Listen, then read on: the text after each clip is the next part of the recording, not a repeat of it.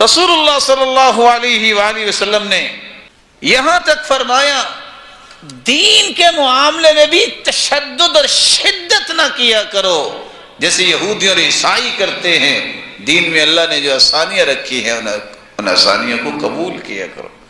انی لم ابعث بالیہودیہ ولا بالنصرانیہ ولکنی بعثت بالحنیفیۃ السمحہ.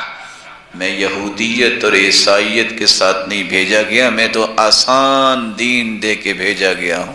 کھڑے ہو کے نماز نہیں پڑھ سکتے، بیٹھ کے پڑھ لو، بیٹھ کے نہیں پڑھ سکتے لیٹ کے پڑھ لو، لیٹ کے بھی نہیں پڑھی جا رہی تو جس حالت میں ہو کروٹ کے بل نہیں، جس حالت میں ہو اشارے سے پڑھ لو، اجر پورا ہی ملے گا. لتعلم الیہود، یہودیوں کو پتہ چلنا چاہیے کہ دین میں آسانی کتنی ہے. آپ کو اپنی بیماری اور موت کا خطرہ ہے، غسل کرنا ہے، آپ تیمم کرو، نماز پڑھ لو. اللہ کے رسول صلی اللہ علیہ وسلم کے صحابہ نے یہ کام کیا، اللہ کے رسول صلی اللہ علیہ وسلم نے مسکرا کے دکھایا. تشدد نہ کرو.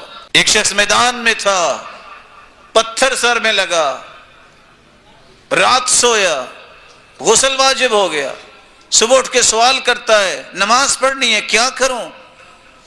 کیا رخصت ہے کہ میں غسل نہ کروں؟ کہتے نہیں غسل کرنا پڑے گا. غسل کیا، فوت ہو گیا. اللہ کے رسول کو جب اطلاع ملی فرمایا قتلوہ قتلہم اللہ، اللہ ان کو قتل کرے جس طرح انہوں نے اس کو قتل کر دیا. انما کان یکفیہ ان یفعل ہکذا، اس کے لیے تو اتنا ہی کافی تھا، پتھر لگا ہے، بیمار ہے، موت کا خوف ہے، بیماری ہے، وہ تیمم کرتا اور نماز پڑھ لیتا. تشدد، شدت یہودیوں اور عیسائیوں میں ہے. مسلمانوں کو تو اللہ نے آسانیاں دی ہیں، اس لیے فرمایا تھا یہ دین بڑا آسان ہے، اسے مشکل مت بناؤ. یہ دین بڑا آسان ہے، اسے مشکل مت بناؤ.